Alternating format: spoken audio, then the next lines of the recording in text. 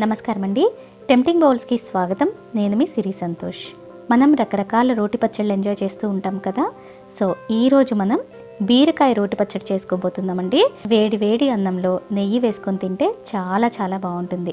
అలాగే ఇడ్లీ, దోశ లాంటి టిఫిన్స్కి కూడా దీన్ని సర్వ్ చేసుకోవచ్చు.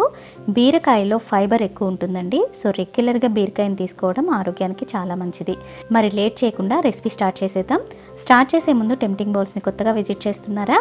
అయితే సబ్స్క్రైబ్ చేసుకోవడం మాత్రం మర్చిపోకండి. ఇక్కడ నేను ఒక చిన్న సైజు లేత బీరకాయని శుభ్రంగా కడిగేసి తీసుకున్నాను. ఇది వెయిట్ వచ్చేసి అరౌండ్ 250 గ్రామ్స్ వరకు ఉందండి. దీనికి మొదలు చివర కట్ చేసేసి షార్ప్గా ఉండే కార్నర్స్ మాత్రమే పీల్ చేయండి. చెక్కు మొత్తం తీసేయాల్సిన అవసరం లేదు. ఇన్ఫ్యాక్ట్ చెక్కు ఉంటేనే పచ్చడి రుచిగా ఉంటుంది, ఇంకా ఆరోగ్యానికి కూడా మంచిది. వట్టి బీరకాయ తొక్కులతో కూడా పచ్చడి చేసుకోవచ్చండి. చాలా చాలా బాగుంటుంది. దీన్ని ఇలా చిన్న సైజు ముక్కలుగా కట్ చేసుకొని పక్కన పెట్టుకోండి. కొన్నిసార్లు బీరకాయ కూడా చేదు ఉంటుందండి. సో కట్ చేసే ముందు ఒకసారి చేదు చెక్ చేసుకొని కట్ చేసుకోండి. కడాయిలో 2 టీ స్పూన్ల నూనె హీట్ చేసుకొని ఇందులో 1 టీ స్పూన్ మినప్పప్పు వేసి కొద్దిగా వేగిన తర్వాత 7-8 పచ్చిమిరపకాయలు వేసి వేయించండి. కారం ఎక్కువగా ఉండే మిరపకాయలు అయితే కొంచెం తగ్గించి వేసుకోండి. పచ్చిమిర్చి కూడా ఇలా కొంచెం వేగిన తర్వాత 3 టేబుల్ స్పూన్ల నువ్వులు వేస్తున్నాను. ఈ నువ్వుల్ని కూడా కొంచెం చిటపటమనే వరకు వేయించండి. నువ్వులు కూడా చక్కగా వేగిన తర్వాత ఇప్పుడు ఇందులో కట్ చేసి పెట్టుకున్న బీరకాయ ముక్కలు వేసి ఒక 2 నిమిషాలు బాగా కలపండి. తర్వాత ముక్కలు ఉడకడానికి కొద్దిగా అంటే 2-3 టేబుల్ స్పూన్స్ నీళ్లు పోస్తున్నాను. బీరకాయలో ఆల్రెడీ నీరు ఉంటుందండి, కాబట్టి ఎక్కువ నీళ్లు పోయాల్సిన అవసరం లేదు. అలాగే చిన్న నిమ్మకాయ సైజ్ అంతా చింతపండు కూడా వేసి మూత పెట్టి ముక్కలు మెత్తగా మగ్గిపోయే వరకు కుక్ చేసుకోండి.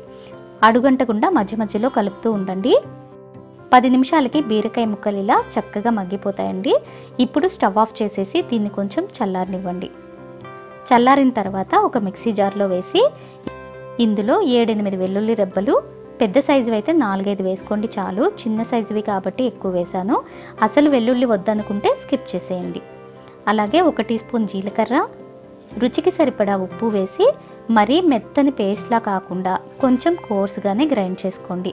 అవసరమైతే కొద్దిగా వాటర్ యాడ్ చేసుకోవచ్చు గ్రైండ్ చేసేటప్పుడు. ఇందాక నేను కొత్తిమీర వేయటం మర్చిపోయానండి. సో కొత్తిమీర వేసి మళ్ళీ ఒకసారి గ్రైండ్ చేస్తున్నాను. దీనికి ఇంకా స్పెషల్గా తాలింపు ఏమీ అవసరం లేదండి. ఇది ఇలాగే బాగుంటుంది. ఒకవేళ తాలింపు కావాలి అనుకునేవారు ఆవాలు, మినపప్పు, శనగపప్పు, ఎండుమిర్చి, కరివేపాకు, ఇంగువ వేసి తాలింపు పెట్టుకుని పచ్చళ్ళలో వేసి కలిపేసేయండి. బీరకాయ పచ్చడి బ్రహ్మాండంగా ఉంటుందండి. వేడి వేడి అన్నంలో కలుపుకొని తిని చూడండి, 2 ముద్దలు ఎక్స్ట్రానే తింటారు. మరి ఈ రోటి పచ్చడి మీకు కూడా నచ్చితే తప్పకుండా ఒక లైక్ చేసి మీ సోషల్ మీడియాలో కూడా షేర్ చేయండి. అలాగే ట్రై చేసి ఎలా ఉందో మాకు కామెంట్ చేసి చెప్పడం మాత్రం మర్చిపోకండి. ఇలాంటి మరిన్ని రెసిపీస్ కోసం టెంప్టింగ్ బౌల్స్ని సబ్స్క్రైబ్ చేసుకొని పక్కనే ఉన్న బెల్ ఐకాన్ని కూడా యాక్టివేట్ చేసుకోండి. టెంప్టింగ్ బౌల్స్ని ఫేస్బుక్ అండ్ ఇన్స్టాగ్రామ్లో కూడా ఫాలో అవుతూ ఉండండి. మరో మంచి రెసిపీతో మళ్ళీ కలుద్దాం. అంతవరకు ఈట్ హెల్దీ, స్టే హెల్దీ.